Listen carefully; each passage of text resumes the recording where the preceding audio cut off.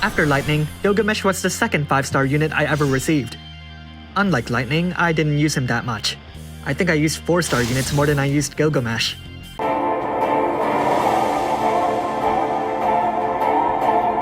But now he has a Neo Vision Awakening, and free materials for a limited time, and a bunch of stealth buffs that have really amplified his abilities, so I guess I can't just skip them over anymore. Let's check out his active abilities.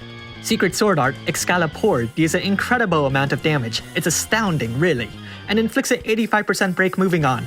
Secret Sword Art Kotetsu can inflict a 75% gravity, but it probably won't.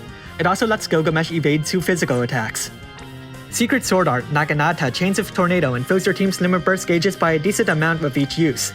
Jump is jump and it hasn't been improved.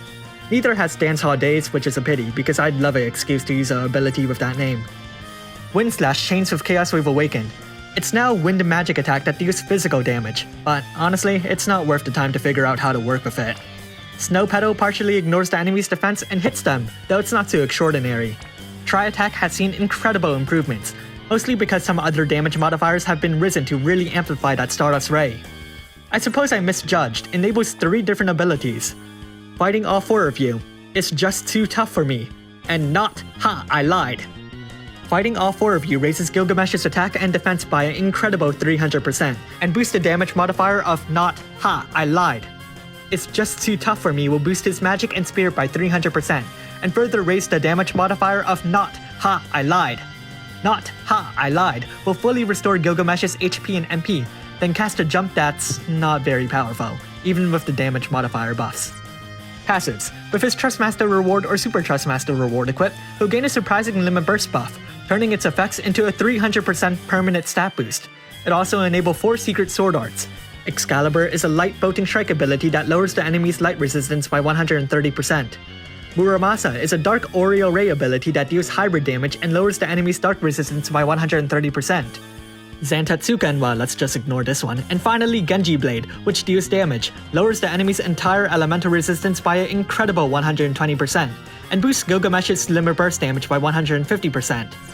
As you might already know, he has some incredible killer variety and certain elemental resistance, though as he can only hold 2 weapons, you'll only be able to take advantage of a maximum of 2 of these effects.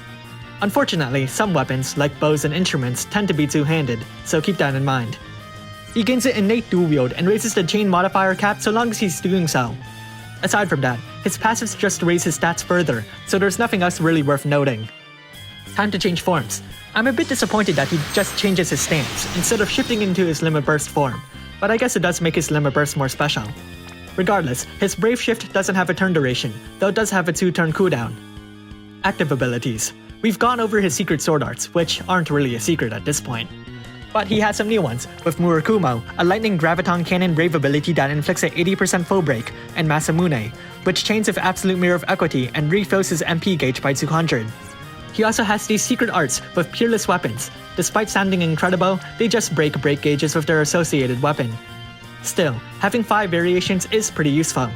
Finally, we've got You Cannot Even Hold a Candle to My Spirit, which can be used once per battle.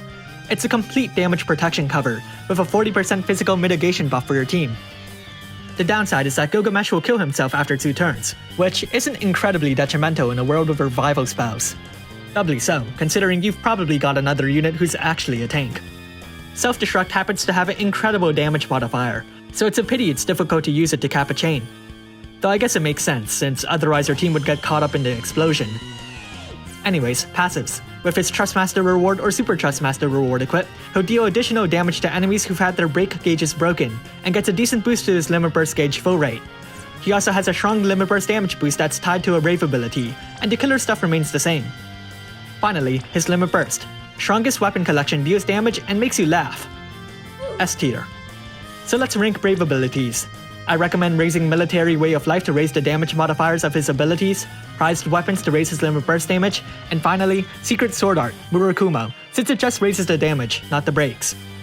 Time to make a damage rotation.